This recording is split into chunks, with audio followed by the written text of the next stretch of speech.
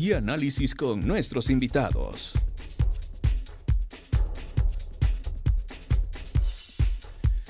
(17:33). Quiero darle la bienvenida al espacio a la representante de Human Rights Watch para América Latina, Juanita Gobertus, quien nos acompaña a esta hora. Gracias por no hablarme en el retorno mientras estoy transmitiendo, porque no, nos confundimos. Anita, buenas tardes. Daniel Montalvo te saluda desde MQ, la radio de Quito.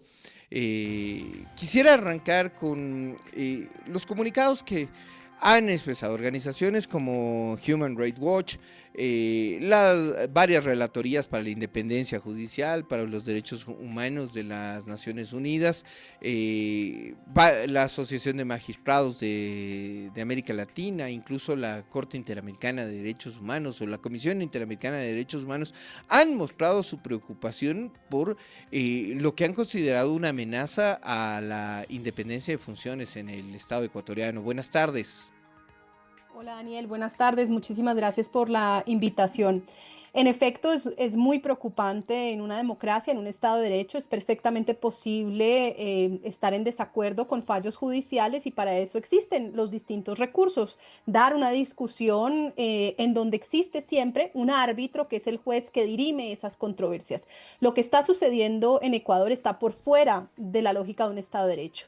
Que el presidente, el ministro de Defensa, el ministro de Interior, la ministra de Derechos Humanos ataquen directamente a la Corte, ataquen a los integrantes de la Corte, los estigmaticen de ser enemigos de la paz y aliados de los violentos. Es un ataque a la independencia judicial, es un ataque, insisto, a que en una democracia, en un Estado de Derecho, tiene que haber un árbitro, una institución que al final resuelve los conflictos entre los distintos poderes públicos. De ahí la preocupación que hemos expresado varias organizaciones internacionales, como lo señalabas antes. Juanita, nuevamente, y te pido disculpas el lapsus. Juanita, a ver, la vocería del gobierno el día martes ha dicho: esto no es nuevo ni nos lo estamos inventando. Está vigente en países como Costa Rica, está vigente en Perú, está vigente en Brasil, entre otros ejemplos que han dado, refiriéndose a la posibilidad de fiscalización política a los integrantes de un alto tribunal del Estado. Te pregunto, si es que está vigente en estos otros países, ¿por qué hay problema de que esté vigente o de que se apruebe mediante una consulta popular en el Ecuador?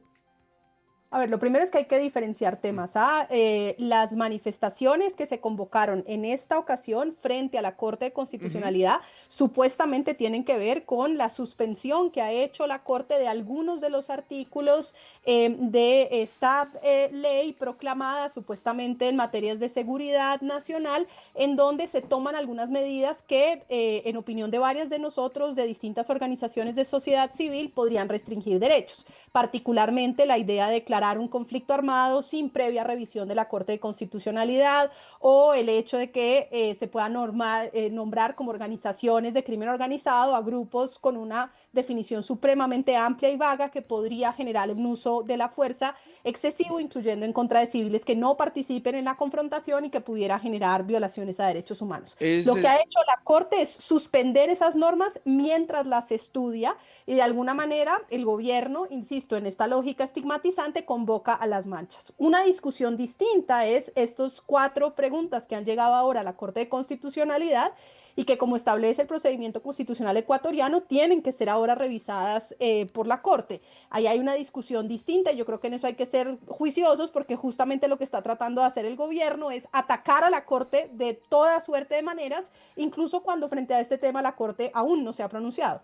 Exactamente, pero y eso es lo que creo que no se puede llevar por cuerda separada, porque al parecer, el tema de la fiscalización política a un alto tribunal de la Administración de Justicia en el Ecuador es realmente la pregunta nodriza o la pregunta madre de esta consulta, y haberse generado una polémica con la Corte sirve para preparar el terreno para esa discusión. Por eso yo lo abordo como un todo, ¿no? Entiendo que esto es una crisis en la que, más allá, si es que es necesariamente estuvo bien la admisión, las medidas cautelares que ha tomado la Corte sobre los artículos de la ley 17 en 3 leyes, ¿no?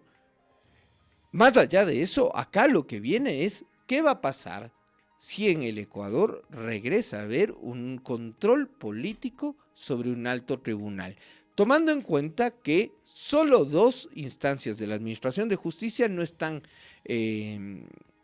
son sujetas de fiscalización política, ¿no?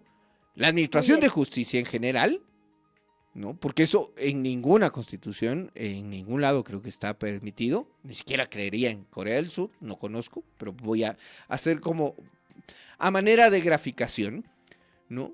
Pero lo otro es preparar todo un terreno, generar una marcha, exponerla, pero para crearte un enemigo. O sea, estás construyéndote un sparring político en un tribunal del Estado. Ese era el razonamiento de la pregunta, Juanita.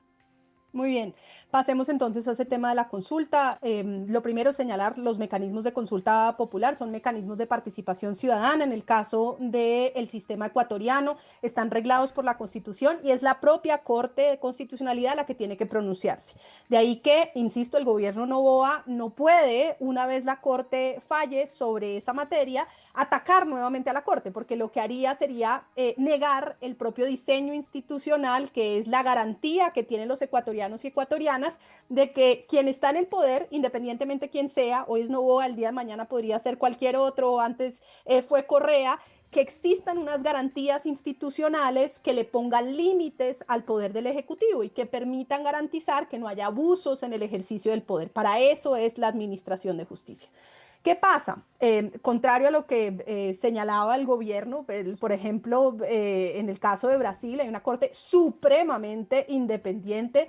De hecho, bajo Bolsonaro, hubo muchísimos intentos para tratar de bloquear las decisiones de la Corte y a pesar de hecho, hoy en día tener el Congreso un control por parte del bolsonarismo de ese control legislativo, no hay ninguna posibilidad de que pudieran juzgar a los magistrados de la Corte Suprema, porque la lógica es que si los jueces naturales de quienes ostentan poder, digamos, los miembros del Congreso, en distintos momentos quienes son sujetos de un fuero, como pueden ser los ministros, etcétera, a su vez pueden juzgar a los jueces, pues se genera una lógica extorsiva. Los jueces perderían independencia porque cualquier fallo que emitan puede ser luego cuestionado, ya no por la vía judicial de presentar los recursos, sino a través de la extorsión de unos sectores políticos diciendo, si usted me juzga, yo lo juzgo. Y eso lo que hace es bloquear la justicia y generar un sistema de impunidad. Por eso, el estándar general frente a la administración de justicia no es que tengan carta blanca. Los jueces, como cualquier ser humano,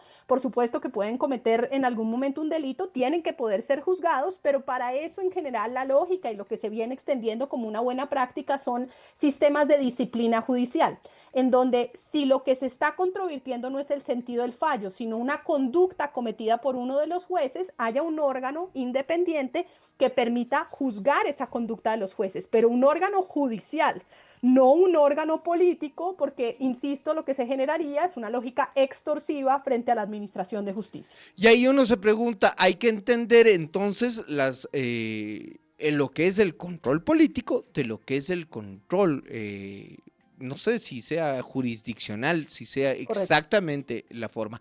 El primero es, como tú bien señalas, la posibilidad de que una mayoría política, sea cual sea su identificación ideológica, le diga a la Corte cómo fallar. Y si no falla en ese sentido, tenga la posibilidad de destituirla y con una nueva corte revisar a su antojo. Eso es básicamente lo que nos has explicado. Pero ¿qué es el control jurisdiccional? Que alguien más pueda revisar las sentencias, ¿existe eso? Porque uno dice, ya la Corte Constitucional en el Ecuador es la ultimísima instancia con los recursos de revisión. Ya no hay más, ¿no? No hay más. Es el tribunal de última instancia en el Ecuador. Te pregunto, entonces la otra figura ya no sería posible. Claro, depende, digamos, de los tipos de fallos. Por supuesto que en este caso en particular, por ejemplo, hay una medida cautelar, una suspensión de unas normas.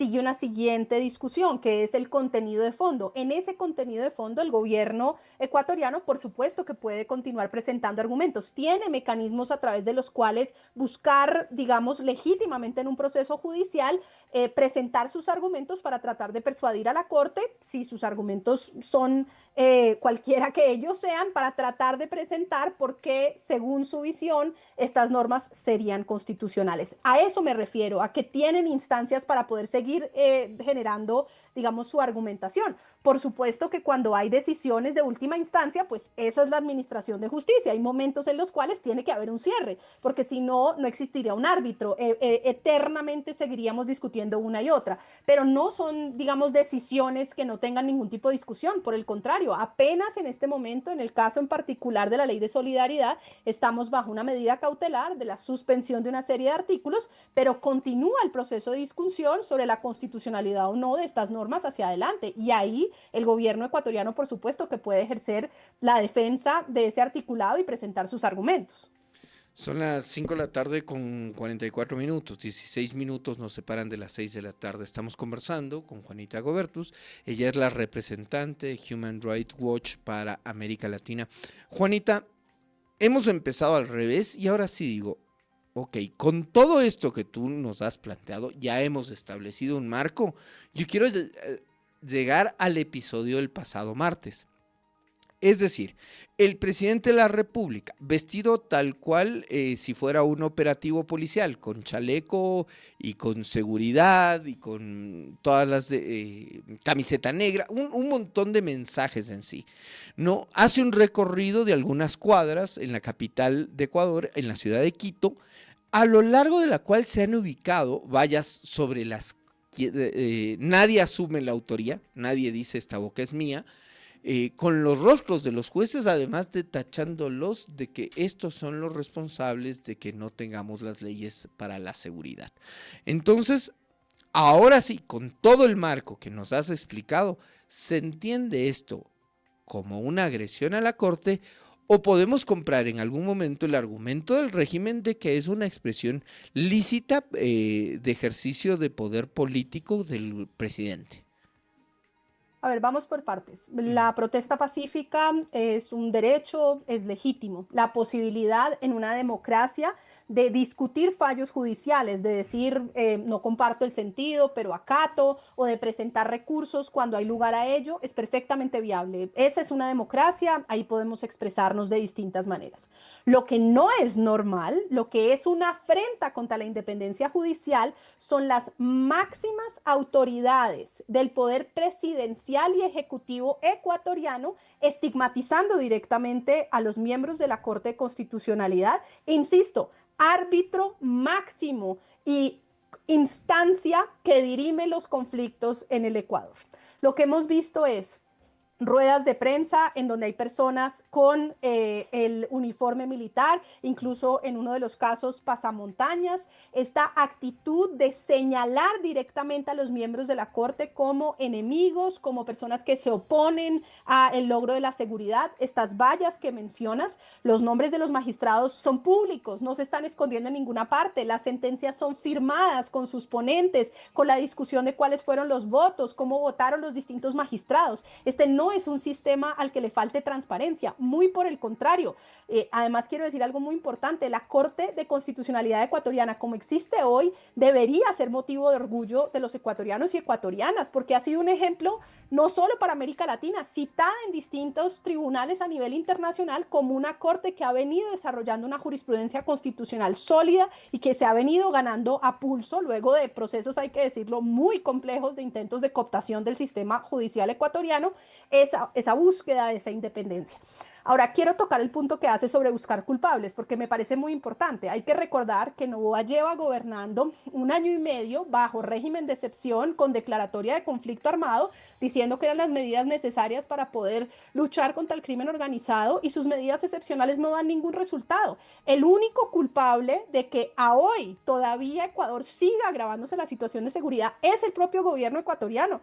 47% de incremento en los homicidios en el primer semestre de 2025 frente al primer semestre de 2024, a pesar de llevar en estado de emergencia, a pesar de tener suspendidos una serie de derechos por vía de los estados excepcionales. Entonces, yo realmente creo que lo que pasa es que hay un fracaso del gobierno Noboa, que no ha sido capaz de trazar una política de seguridad y justicia efectiva para luchar contra los grupos de criminalidad organizados, que le corresponde, por supuesto, porque el primer deber de un Estado es el deber de protección y garantía frente a sus ciudadanos, y por supuesto que al permitir que estos grupos de crimen organizado sigan operando, sigan matando, sigan extorsionando, pues por supuesto que no está protegiendo debidamente a esos ciudadanos y ciudadanas. Lo que ha hecho es hacer declaraciones de estado de excepción, y hoy no hay medidas para fortalecer la administración de justicia. Y cierro con un ejemplo, Daniel. Yo estuve recientemente en Guayaquil y hablábamos con las personas, tanto que son defensores de víctimas como personas que están tratando de trabajar en la investigación de criminalidad organizada, y nos decían en muchos casos, para hacer un estudio de balística en una ciudad tan importante como Guayaquil, hay estudios que hay que mandar hasta Quito.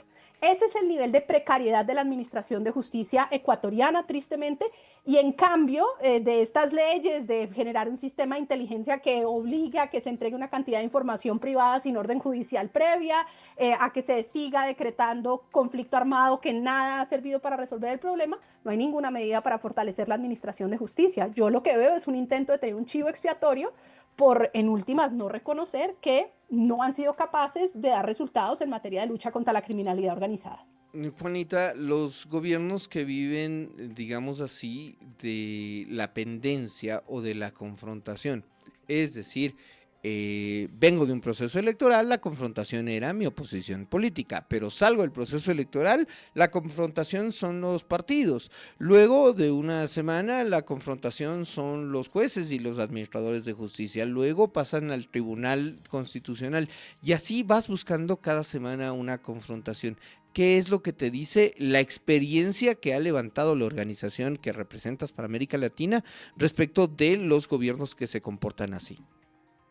Pues ante todo que es posible tener políticas de seguridad efectivas y protectoras de derechos humanos, y la clave está en el fortalecimiento de la administración de justicia, en mejorar la capacidad de investigación técnica judicial, en tener criterios de persecución penal para concentrarse en perseguir, por ejemplo, las redes de lavado de activos, las redes de corrupción de la criminalidad organizada, las redes de reclutamiento de menores, la manera en la cual trafican con armas. Al cortarle esas redes y concentrar la acción penal en realmente perseguir a los máximos responsables de la criminalidad organizada y tener al mismo tiempo capacidad de ofrecer bienes y servicios públicos en el territorio, es posible, y América Latina ha tenido distintos ejemplos en distintos momentos de su historia, en distintas municipalidades, ejemplos exitosos. Lo que nunca ha funcionado es la idea de que uno ataca problemas de seguridad ciudadana y de criminalidad organizada como si fuera una lógica de conflicto armado. Lo que no ha funcionado es creer que a punta de leyes que generen más poder para el Ejecutivo y resten controles va a haber resultados de seguridad. Se necesitan en un Estado de Derecho los controles. Si hay información real de que efectivamente hay personas vinculadas con criminalidad organizada que se están investigando, es perfectamente viable tener los controles judiciales. De eso no hay ni seguramente toda la capacidad de los jueces de darse cuenta que ahí hay la posibilidad de, por ejemplo, interceptar comunicaciones cuando sea necesario, cuando haya realmente elementos para creer que hay relación con la criminalidad organizada. De nada sirve suspender garantías que lo que hacen es poner en riesgo una cantidad de población ecuatoriana que en muchos casos, en la mayoría de los casos, no tiene que ver, ha sido víctima de este tipo de hechos. 17:51. Quiero agradecerle a Juanita Gobertu, ella es representante de Human Rights Watch para América Latina. Hemos conversado sobre las preocupaciones que generan las amenazas, la estigmatización de la Corte, pero que derivarían incluso en una injerencia del poder del Ejecutivo en la administración de justicia. Gracias, Juanita. Gracias a ustedes por la invitación. Buena tarde. Buena tarde.